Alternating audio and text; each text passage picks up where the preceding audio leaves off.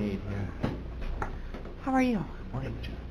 So at this point, I got a phone call from Supervisor McDonald. I know he's not going to be making it today, and thank you, Rich, for sitting in for Steve.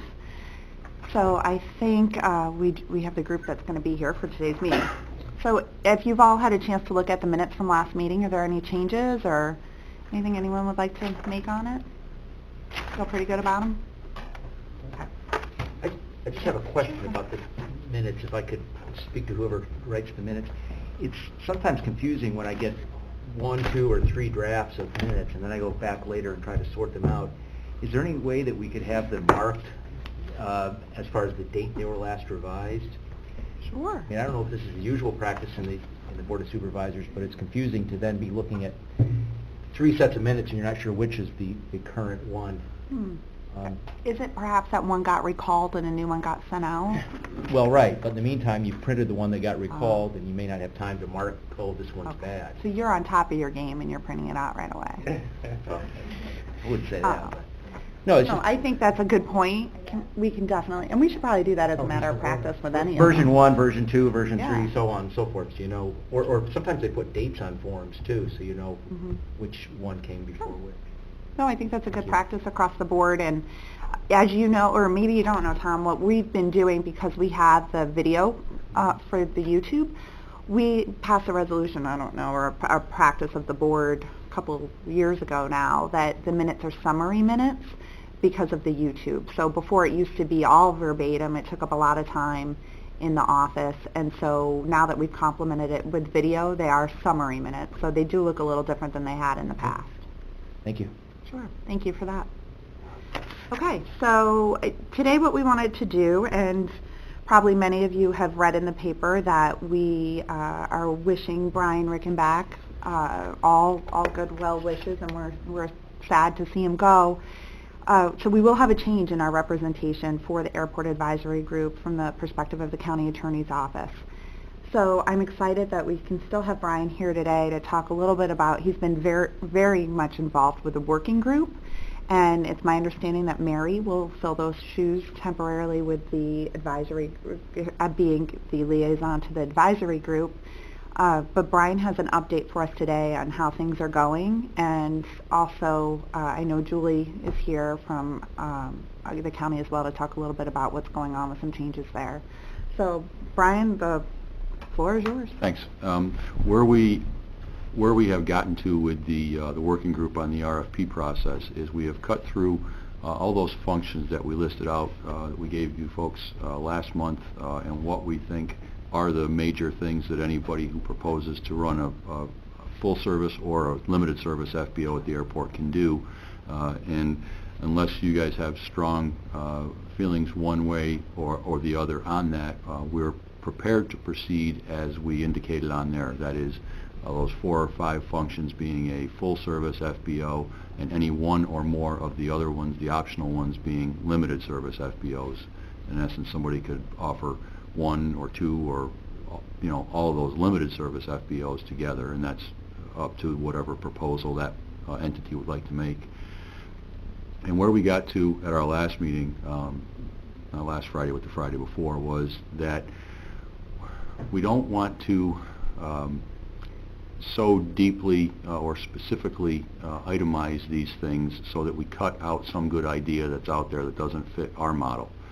So what where we kind of have gotten to is that we think we ought to do a hybrid RFQ RFP. And what that means is we set out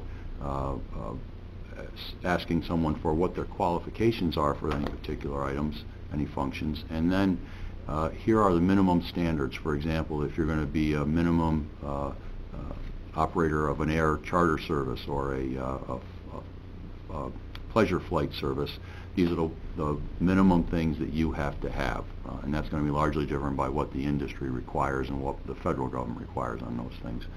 And then beyond that, we want to have somebody say to us, we have this program, we are going to offer this service. And our idea is that we want to maximize the use of the county asset, the airport. We want to have as many people and operations going on there as possible, and we want to have as many different things as possible going on there, and we want to maximize the revenue to the county and minimize the expense that the county bears.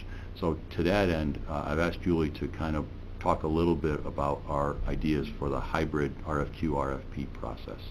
Julie, can you speak to that a little bit? Well, I can talk about the differences between the RFP and the RFQ. You know, the RFP is basically we put out our specifications, the firms or companies respond to our specifications, and then we look at price. So in that process, you have to go with the lowest proposer meeting the specifications. The RFQ is a little bit different in that it's not price-based. So we look at qualifications, we choose the most qualified firms, and then we negotiate from there. So it opens up the door a little bit for other options where it's not so specific to what we think might be the best thing for the airport. Maybe somebody else has a really good idea that we haven't thought of. So, you know, if we have those minimum standards in there for what we absolutely want at the airport, that might fall under, like Brian said, the hybrid, the RFP part of it, but then open it up under an RFQ process for other options. And then, Do I have to yeah, and each of the, for example, somebody comes to us, and this is the example that Julie used this morning when we talked, and let's not get wound up in the specifics of whether this is allowable here or not, because I don't have any idea. But, for example, somebody comes in with an idea that we're going to have a skydiving school and club here, and we're going to use the airport, and we're going to have a ton of people coming in and out. That's what I didn't want, Dr. Schweiker. But, for example, that's not something we have listed in the RFP as one of the functions, but it might fit arguably within air service of some kind. All I'm saying is that if there's some idea out there that's not on the table that we haven't thought of, that hasn't been used before, let's open the field up to somebody, if they can meet the other minimum standards we have, to come in with those different ideas. And that's really all we're trying to accomplish, is to maximize the field of who's interested in providing a service there. So I wanted to open it up to questions. Certainly, Brian's been working with this working group, and we'll see what we can find out. Brian, what are the four main functions that you've settled on for a full service? Let's see. I think it was actually more than four, Rich. Do you have that chart that we used last week? I don't. I know there were many. I can go from there. Obviously the big enchilada there is the fuel sales. That's the jewel in the crown, so to speak, for anybody that's going to be the full service FBO. And if you propose to do the fuel service, then you'd also have to do transient tie downs, ramp, jet parking, provide a wash area, call in, call out, disabled aircraft removal, Unicom, weekend safety inspections, Part 139 compliance, self-service fueling, and poster rates and charges. So that's more than 4 or 5 things, but some of those I think can be included with other headings. Essentially it's the line services and the fuel sales. Okay, thanks. As a committee, do you have any questions, concerns, feedback on the RFQ versus the RFP? Well, yeah, if I could, in that list you just went through, what was omitted was discussed quite a bit last time, and that was aircraft maintenance twin engine. And it seemed to be the opinion of the piston pilots, at least, that was something that was required. One of my concerns is on this RFP deal is at the end, if you don't have somebody bidding on everything that's required, what are your options? If you have no willing bidder, is your option mainly to go ahead and renegotiate the existing contract, which many of us don't believe is a good path, but maybe we're being backed into that. I will mention it again, that we had this discussion 18 weeks ago about when we would first see a draft on May 4th. We had a meeting, and we've still yet to see a draft. And at that time, it was claimed that this was a high priority for Mr. Conover. I haven't even seen Mr. Conover attend these meetings for the last several meetings. I do question the priority of this and whether or not the whole idea is just to end up backing into what we have. And certainly Mr. Gerard has expressed that that was his desire. And I think this whole process is being sabotaged by those people. It's my opinion. So I think opening this door to RFQ is another example. As Julie just explained, it makes it more, okay, at this point you have to do more negotiating with whoever might be talking to you. To me, that sounds like more time. We're going in the wrong direction. We're going nowhere. And to me, that's unacceptable.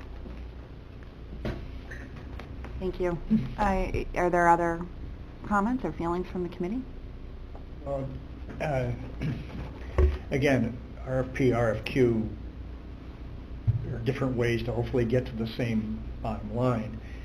I do think at the bottom line is that the airport as a county is like a McDonald's franchise. You can't be a franchisee and then pick and choose.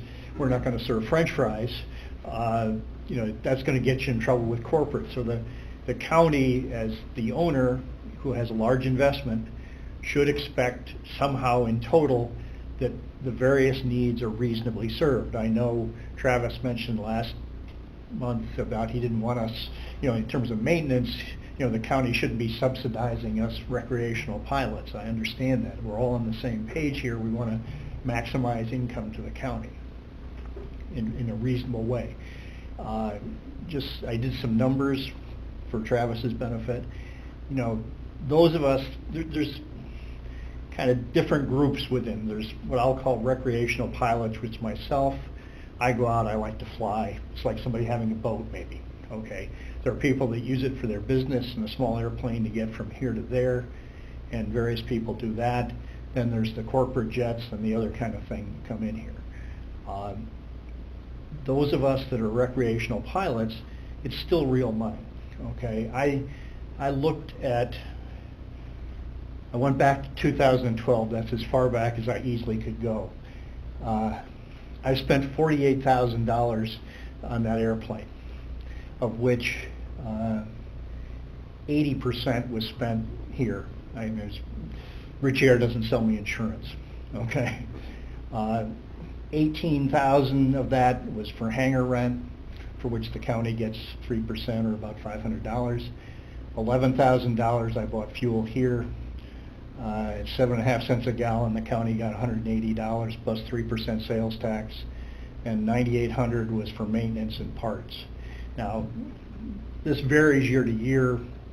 2017, my annual is next month. That's the major maintenance expense, and depends on what they find. Doing the inspection's easy. It's what you find wrong is where the cost comes. So, if you look for every airplane we chase away that's gone to Saratoga or gone for maintenance, we're cutting into that 10,000, or I suspect I'm on the low side. If you chase 20 airplanes away, it's about $250,000 in revenue, not in profit. I understand that. So that you have to serve us. You can't make it on jets alone. You can't make it on the business aircraft alone. The guys doing that, flying a Cirrus, that's a different maintenance. They may need some extra tools that we don't necessarily have. So you gotta serve us. You gotta serve the jets coming in. You gotta be able to do maintenance on somebody that breaks down coming in. Right now, there's an issue, as I understand it, still because we don't have a drug testing program for mechanics. They can't work on some of the transient aircraft. There's a whole lot of things that the total picture, just like McDonald's, is not just one item on the menu. And we need to make sure they're all covered somehow. Thank you. And Tom? I guess I would add my 2 cents that in the county's oversight of this airport, I would hope the county supervisors keep an eye toward what I might call the intangibles, not necessarily dollar figures that you could put a dollar figure on, but the intangible of the county being business friendly, of the county being business friendly to travelers who travel by air. And I don't think it would be wrong for the county to insist as part of the basic FBO, or whatever you define this as, Mr. Reichenbach, that they have a maintenance capacity. Because when you're coming to an airport that can't give you an inner tube, doesn't have a spare alternator belt, things like this, it could leave a bad impression with either somebody bringing business here or somebody who wants to vacation here or have a nice home on Lake George. And so I would hope the supervisors would look at that intangible and be aware of the fact that there may be a difference between the FBO operator. Our FBO operator may only look at the most profitable segments of that business, and they're not shy about that. We only want the most profitable parts, which is sale of jet fuel. It may not be in their interest, long-term interest, to provide mechanics or have mechanics available, whereas it may be in the county's interest through the bidding process to make sure that we are not a backwoods airport. You know, you're not coming to the frozen north and there's no services up here. You're coming to an airport that is ready for business, that does business, is ready to serve people. I want to give visitors to our area a good impression of our airport. Can I address that point? Because now, it's not just now, but there's a fair amount of confusion, at least, I guess, on that point, because currently the maintenance function is required. It's part of the FBO contract. Rich Air does the maintenance. What I thought I heard from the group and from the pilots is they're not happy with it. So we thought, then, if you're not happy with it, let's try changing it. Let's offer it as a service that the full-service FBO can offer, or someone else who just wants to do that can come in and offer. What do you think? Your advisory group advise. I'm concerned that that you're going to have a lack of interest of somebody just running the maintenance shop if they're not also getting part of that fuel sales, as you say, the brass ring or whatever. If you separate those two, you may have nobody doing maintenance. And on the other hand, though, Tom, if you require it for the full-service FBO, you're not going to have someone like North American bidding on it, because there's no point. If they don't want to be a full-service FBO, they wouldn't bid just on the maintenance if they thought it would be something. In which case, you'd benefit by, you know, a bigger group running a maintenance shop. Well, North American, if the county required maintenance to be part of the FBO contract, North American would bid on it, because they do maintenance, they do field But if they sales. don't want the rest of it, they might not just bid on the maintenance. If it was open as optional, they would give them, if we just want to get into maintenance, they could do that. I think the problem that they're saying is if it's optional and no one bids on it, then you go from something that's inadequate now to something that doesn't exist at all, and that makes it worse, right? So, I mean, I heard the doctor last week, and he had a good example. He says, I have a O-ring on my landing gear that fails. How am I going to, I can't take off and go to Saratoga to have it fixed or whatever. What do I do? I mean, it was a good example of what's going to happen. Well, and I think that Travis is bringing up a point, too, that perhaps you can address, Brian. What happens in those circumstances where you make it optional and there isn't anyone that bids on it? What's the backup plan? My understanding of the RFQ process is that then we are allowed to kind of shop around for anybody who's interested in that. But it also becomes, you know, I mean, I don't know how we require somebody to do that, but if the will of the board is that we require it, and that somebody has to, if they want to sell fuel, they have to do aircraft maintenance. And I guess the devil is in what you require as minimum standards for the aircraft maintenance. Well, and I guess, Julie, too, if you could just address, you talked a little bit about what the pros are to an RFQ versus an RFP, but what are the cons? Well, I think as Travis said, it would be a little bit more time-consuming, but I think that would be to the county's benefit because you're vetting the vendors or the firms. I mean, unless the county is looking to terminate our current contract earlier, I think it goes through the end of 2018, Brian. Right. We do have time. I mean, and I think it would be to our benefit to take that time and do the research and you know, get business plans of these firms. You know, they might have great ideas. They can put it in writing for us, check their financials, see how viable they are as businesses. I think the biggest con would be the time that it would take. You know, putting out the RFP or RFQ itself can be done fairly quickly. You have to give the companies enough time to provide, you know, good proposals, because you're going to be evaluating those proposals, or their qualifications. But it can be done. I mean, it certainly can be done in over a year. What is the time frame that the group is looking at giving for proposals to come back? I mean, if we got the RFQ out within a month, I would want to give 2 months for them to come back. I don't want them to rush their proposals, because then you're not going to get good proposals. We've had that happen before, and we've had to rebid, you know, some services that we put out. And then I would say a couple months to do interviews, gather additional information.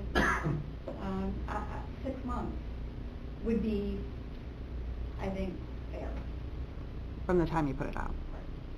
And I think, Julie, just so you know, and we're happy that you're joining us today, but there's been a lot of frustration since we started this back in November, hoping to have seen a draft RFP, and now, you know, the RFP. Coming from me. Oh. I have not. I'm not saying it Okay. is. Not saying it is. But just so you know where this group is coming from in terms of kind of waiting every month to see a document and be able to look at it, and it's set up to provide technical advice back to that document. And so what we've had some movement lately with the chart and some discussions, but certainly not on the timetable that we had all hoped for back in November. And so we're going to be quickly coming up to a year, and you know, we've gone from the proposal of a draft RFP to the RFQ to a mandatory versus optional chart, and that's about as far as we've gotten. So there has been some frustration. Our office, we can put something out fairly quickly, especially if we get input as far as, you know, where you want it published, what kind of, you know, companies that you want us to reach. I'm sure there's, you know, aircraft publications out there. You know, I don't think it would do us much good in the local papers, but, you know, we just need some input. You know, if anybody knows of any vendors that are not on our current vendor list, then obviously we're willing to take any of that information in. So you're looking 6 months by the time it reaches your office. Brian, how long are you looking in your working group, I say you because you're the only one, you're representing them, until you're getting it to Julie's office? Well, I think we are at the point now where conceptually we know what we're doing. It's just a matter of putting it down on paper, I think we have reached the minimum standards for each, at our last meeting, we reached the minimum standards for each particular function. It's just a matter of getting it transcribed in the format that we want and getting it to Julie's office. So, you know. So the feedback that you've gotten from this group, has that chart or have things been updated yet? I'm not following you. Well, we're looking at a chart that we discussed last time. Right. The feedback that was given last time, has that been incorporated within Oh, yeah, an updated chart? Well, it's not an updated chart, but we've taken the chart and we've taken what feedback we got here, and that has gone into what we've got that's ready to be transcribed into an RFP with each particular function. Now, at this point, we had it set up so that maintenance is an optional add-on, but, you know, I don't know what the sense, I get it both ways here. What's the sense of this group on, does it have to be a core function for a full-service FBO? You've raised a very difficult question, let's put it that way. I understand that. I think the county needs to have the total picture that there is, I believe, significant maintenance available if we're going to do all the things Tom talked about and we talked about and people coming in. For whatever reason, Rich Air has not created an impression on many of the pilots about maintenance for two reasons. One, there has been times when staffing has been such that people have been asked and on their own gone elsewhere, and so they've been chased away. That creates an inefficiency because now you have one guy working the shop at times. a lot of these jobs, it's like a framing crew. You can't frame a roof with one man very well. You need, for safety, for everything else, you need a certain size, and you have a big fixed cost here with a big hangar, heating it and all that. And so having a minimal maintenance function in that hangar is terribly inefficient. And for whatever reason, I don't do the numbers, I don't know the profit center. I'm glad I'm not an FBO business, okay, medicine's hard enough. They've chased people away, okay, for whatever reason. And that has been a sore point with some local pilots. In addition, the concern is that the two mechanics that we have are, one's at Medicare age and one's approaching it. And so what's the transition going to be in the future to have a significant maintenance function here? That's the big concern. Now, if you have a contract that you split up, you got to take some of the profits that you get from fuel and subsidize the maintenance, I suspect. In other words, the current contract has things that make no sense, but in total should make sense. It's like, the county owns the hangar I'm in. Of that, $18,000, the county's got $500 roughly, okay, over the course of half a dozen years. So that's fine if that's subsidizing maintenance and all that kind of stuff, but you start splitting all those components out, you got to look at where it all goes and make it split up evenly and fairly. So I think this is just another example as we get closer to giving something to Julie that she can march on in a pretty. She probably has a pretty good idea how long it's going to take when something is well defined. It's not well defined, and it seems that the more we think about it, the more we come up with issues like this, which is why I think the whole process needs to be happening sooner, because I'm sure this is not the last concern that we're going to have as we see it. And I think the doctor makes a perfect point. I mean, if someone chooses to do just that function, they're going to lose their shirt. They've got to be making the money on the gas or something else, and it's got to be all wrapped in.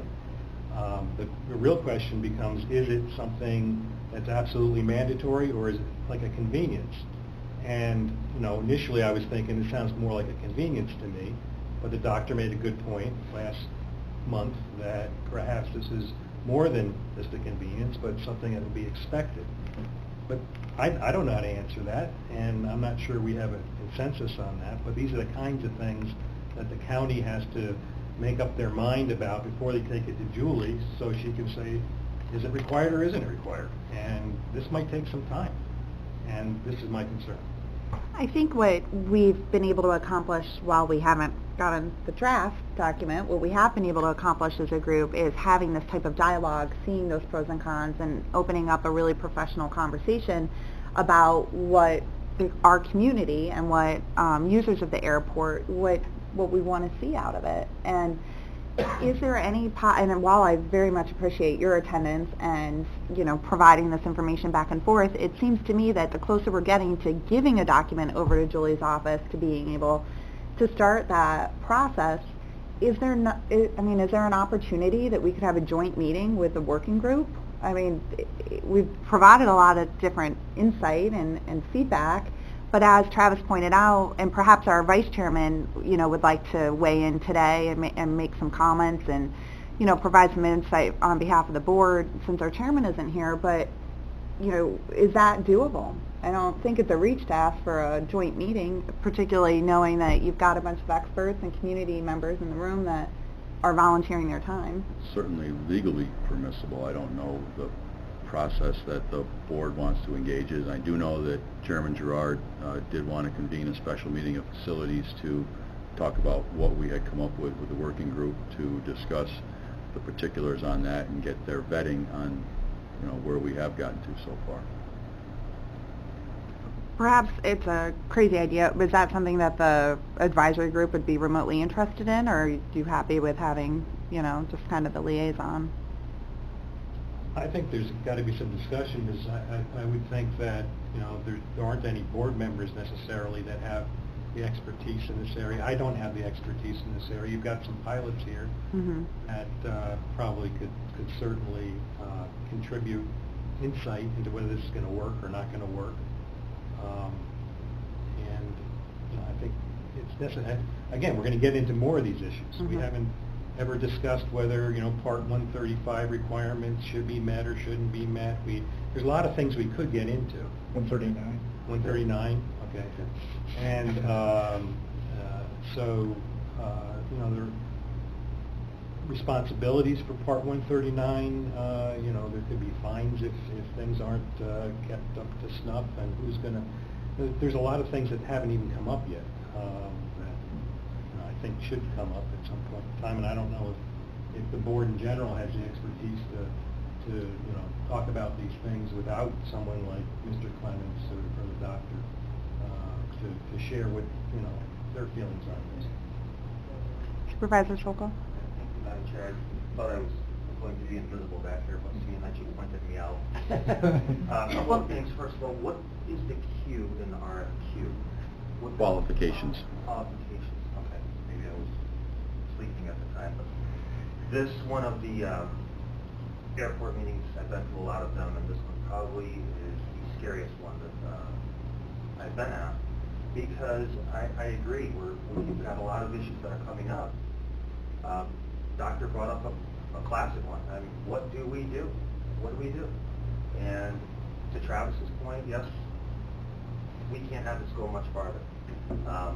Matt, I'm sorry to do this to you, but can you move up to the table? I don't know why our air conditioning needs to kick on today, but it's tough to hear you, and I'm assuming that our YouTube viewers can't hear you either. And they could check out my bald head. So, Thank you. I guess, we're going to be losing Brian, unfortunately. And my concern is that this will not move in a fast direction. We are approaching 1 year, coming up in November. I guess, who's to take that initiative to move things faster? I think it needs to be done. We've been having these committee meetings, and I just don't think things are moving expeditiously.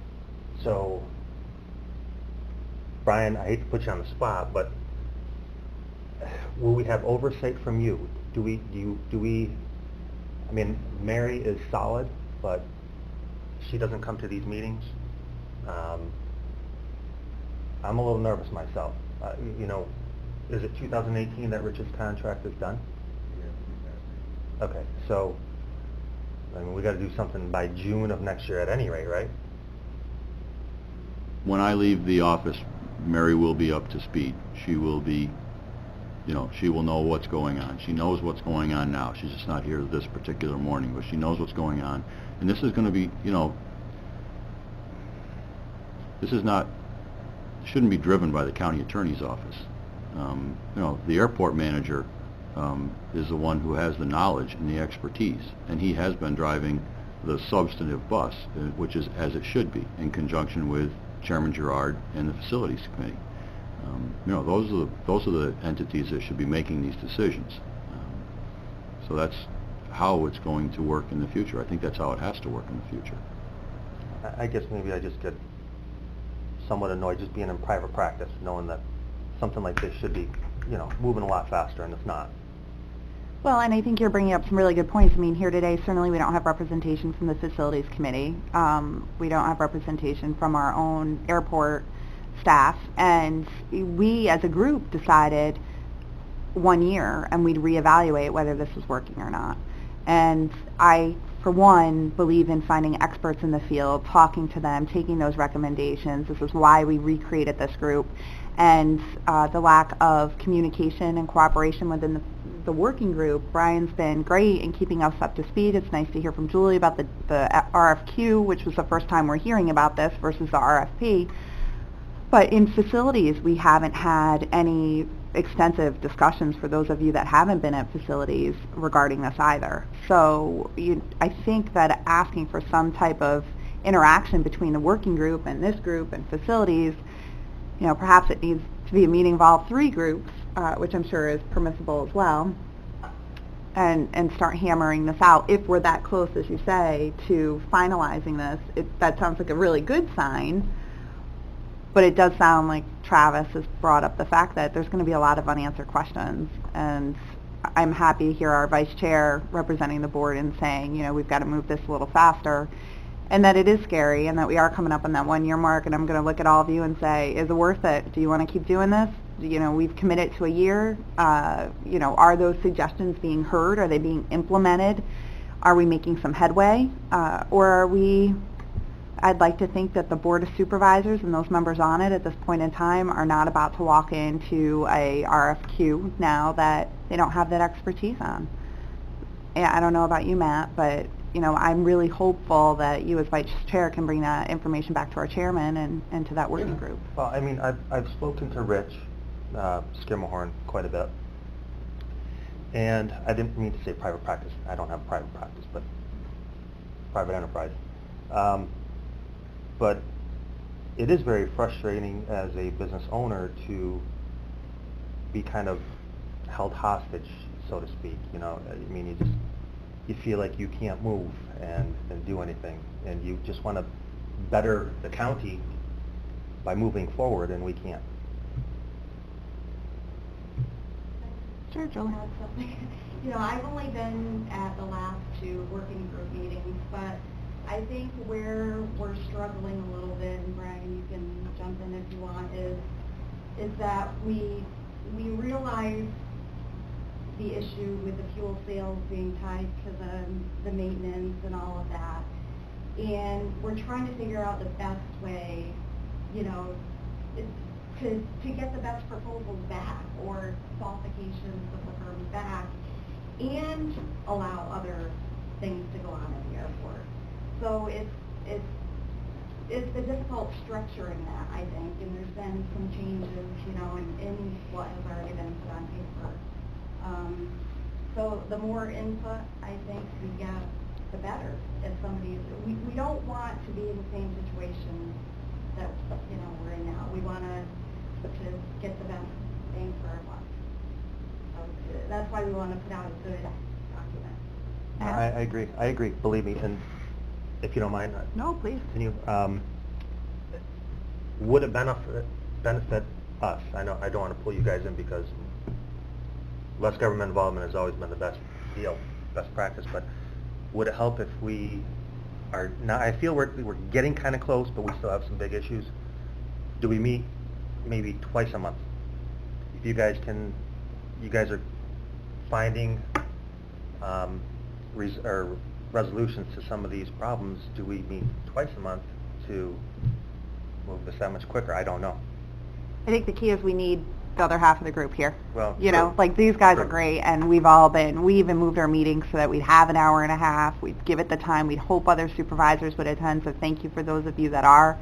And Matt, you've been a constant, you know, member here and talking about these issues, but I think that we need the other piece of the puzzle, and unless, of course, the group would like to meet twice a month.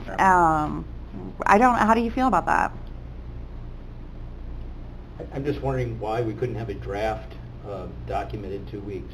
Sure. And then that would give us 2 weeks to look at it before the next monthly meeting Okay. of the Airport Advisory Committee. I don't know, is that possible, Brian? Are you close enough to get a draft? I don't know. I'm one of 6. Okay. You know, I'm not sitting down on my computer and banging out the RFP in the next 2 weeks.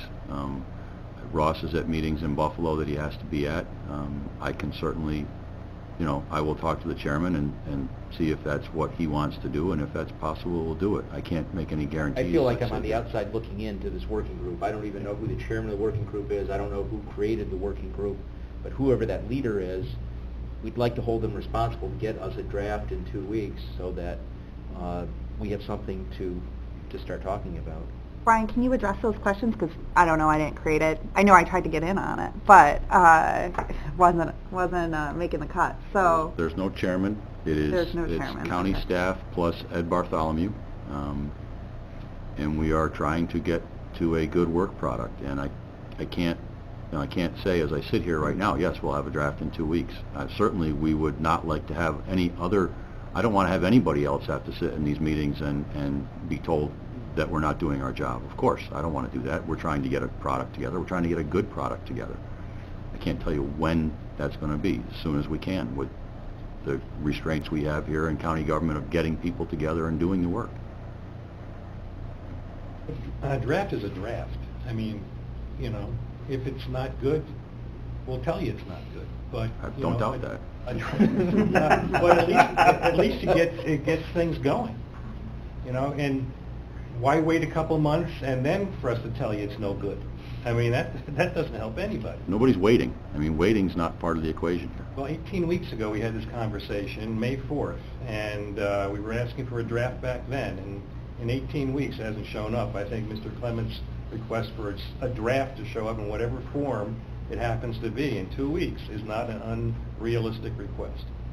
So- Madam Chairman, perhaps in your capacity as chairman of this working group, you could approach the chairman of the Board of Supervisors and tell him that we apparently need some leadership here, and if somebody can write a memo, put somebody in charge and say, good, bad, or indifferent, we want a draft in 2 Right. weeks. Well, and you really just took the words out of my mouth. I think we have to remember Brian is the messenger in a very unfavorable position to this group, and is doing his best to convey what's been going on behind the scenes with the working group. And what I'd like to do, and perhaps partner with the vice chair of the board, perhaps Matt and I could work together to put in writing and make a formal request at the facilities meeting, where we do have an opportunity every month to talk about a report from this group. It is a pending item. So every month we kind of give a little bit of an update. Travis is usually there, and he supplements what I forget during our facilities group. But I think it would be relevant to be able to ask for a draft document within 2 weeks, so you have a couple weeks to review it before our next meeting. I think also if this committee would like, we could ask for a joint meeting. Is that something that you'd like to do with the working group? Or you don't feel would be relevant? Maybe after we see a draft. After a draft. Does that sound good, after a draft? And you may have heard me inquire earlier today. I know Ed Bartholomew is very busy, but at the same point in time, it's a nice connection if he's a member of the working group and also a member of this group, to be able to have that feedback. Same with Jeff and Ross, you know, when they're able to be here, that's helpful. And poor Brian's the only one here today on that group, and getting peppered. So, God forbid we don't send you out like with a bang. It's been worse. It's not that big a deal. That's true. And I think having Matt Schokol be able to take on a little bit more of a leadership role with that aspect as well to the board would be very helpful. And so we're going to ask for a draft document within 2 weeks. After reviewing that, hopefully a joint meeting. Anything else you'd like as a update back to perhaps we can see, well, the chart will be incorporated in the draft document. The chart in its current form won't be in there, but Right. what's the substantive information that's in there of what's optional and what's required, Okay. well, yeah, that's certainly part of what we've Mm-hmm. come up with. Is there anything else during that update for the facilities meeting you would like included? No?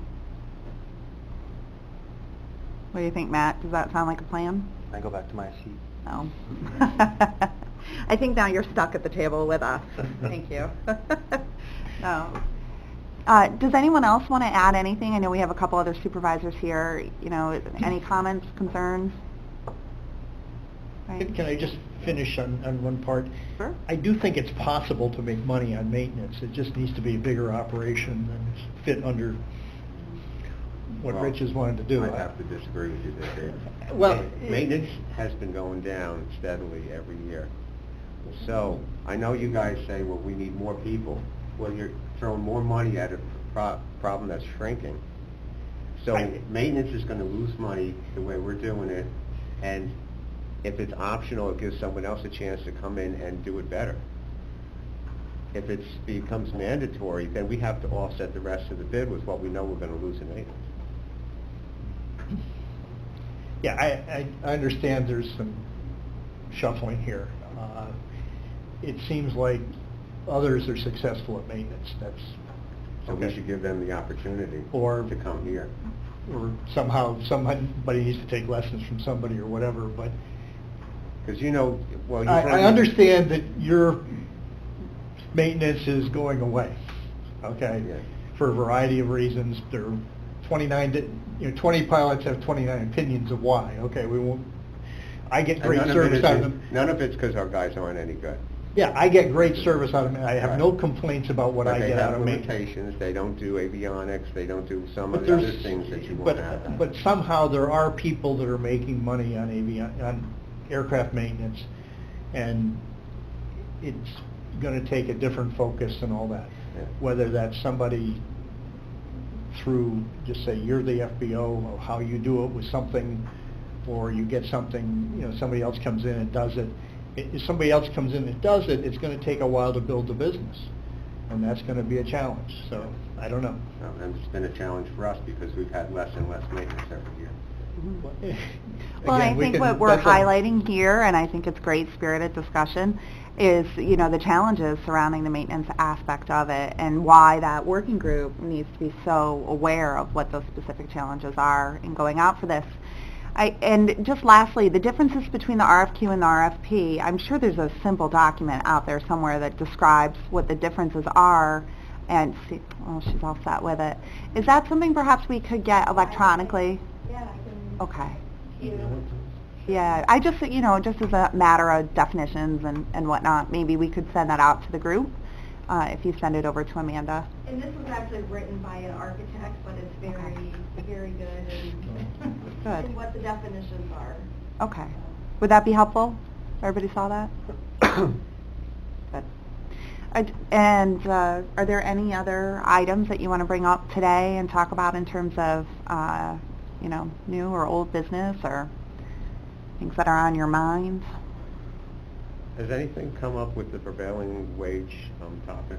That's a good question. Yeah, I did get to an individual with some answers at the Department of Labor, and he has offered that even though they won't give formal opinions, they will review our draft plan, whether it's an RFQ, RFP, whatever we're proposing, and they will advise us whether we need to request wage schedules or not. So we can get an answer before we go out on whether prevailing wage will be required on these functions. Tom, did you have something you wanted to bring up? Did I see your hand? Oh, sure. We were landing, my partner and I were landing the other day, and following us in was a certain Gulfstream owned by a certain local successful investor in the catheter business. And I just said, by the way, you know, Gulfstream so-and-so, there's a proposal here to lengthen the runway 1,000 feet. What do you guys think about that? And this is actually on the radio, the aircraft radio. And the one-word response is, that would be terrific, another 1,000 feet. So I know the airport committee is not designed for runway issues, but I just wanted to share that with the interested group, that the guy actually in row 1 of the Gulfstream could really use another 1,000 feet. On Did he land already? Yes, he Oh, landed he safely landed already? in Oh. daylight conditions without snowing and a contaminated runway. He can land already, okay. I was just wondering. Some days you can't. But he did say that we have to come in and out of here light, okay? So in Because- case he goes to Europe, we don't want to inconvenience him, and he has to stop in Nova Scotia to get tapped off. I understand. Yeah, we're going to keep the money in Warren County, right? Yeah. That's Well, the issue. I am so excited that we have different types of dialogue here. I want to try to stay focused on, you know, the task at hand, which is clearly now an RFQ process, and working hard together as an advisory committee with some differing opinions to move forward and ask that we do get a draft within a couple weeks. I'm excited about Supervisor Sokol's involvement in this. I think that together we can definitely ask for some clear leadership and definition on who is on that working group, what we can expect, what the time frame will be, and certainly we'll copy the advisory group, you know, on that correspondence, but rest assured it will also come verbally at the facilities committee meeting here. Is it next week or the week after? It's coming up. I think it's next week. Is it?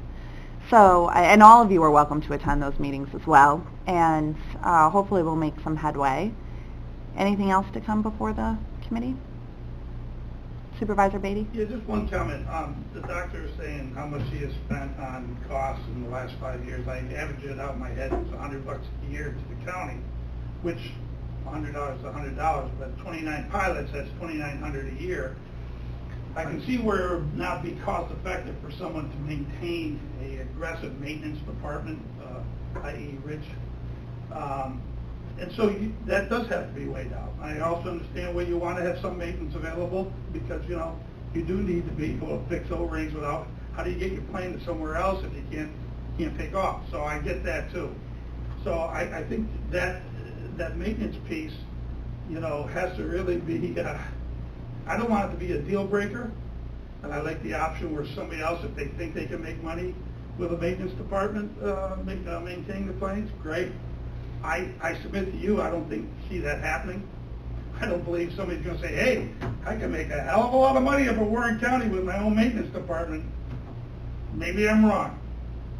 I don't see it happening, but let's, you know. The county happens to own the maintenance hangar, I believe. Right. So, you know, the county could be rather magnanimous on, you know, the use of that hangar and maybe make it attractive to other parties to say, hey, we'll let you use this hangar for free. You can do your work here. You know, you've already got a bunch of people in Saratoga. Maybe you want to do some of the work here as well. I mean, there are things that you could talk about, but we need time to talk about these things, and the time is I keep on hearing we have plenty of time, and I don't see it, because we need to talk about things like this. Right, Dr. Swain? Just, Doug, I don't know if you had the right numbers. I spend about $2,000, $2,500 a year on maintenance.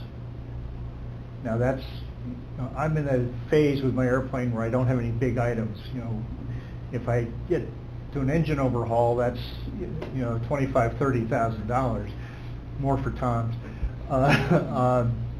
So it's not, you know, it goes with big spikes and bumps, but I'm still spending, you know, close to $10,000 a year, and most of us are in that ballpark. So there's real money coming in from us. It's just that the part that the county gets out of it on the current That's what I was contract referring to, is, the yeah, county. the county share of that is again, for whatever balance in the contract, the increment the county gets when I spend money isn't very much. That was my point. Okay. Okay. Well, it sounds like we had good discussion. Hopefully we'll have some movement. We, you know, have our regular scheduled meeting, and, you know, Matt, if you can stick around for a minute, we can work on that quickly. Well, I know we have another meeting at 11, so we have a little bit of time. And, you know, just want to say thank you again. I understand there's some frustration, but hopefully we're getting closer and closer to a work product that this group can advise on, and hopefully we'll have some movement. So thank you very much. We'll get that information out. One Chad? final Yep. question. I thought I heard in the past that EDC was going to provide some information to this group.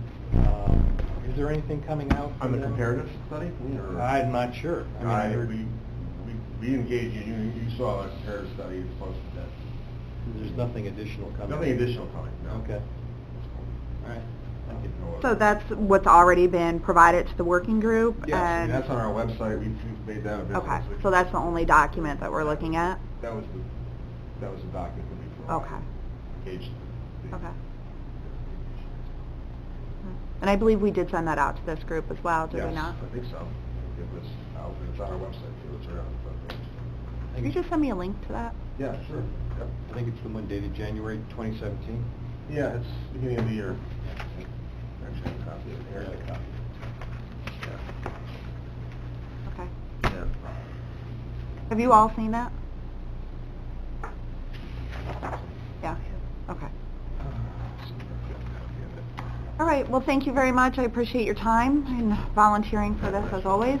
Thank you. And we'll see where we go.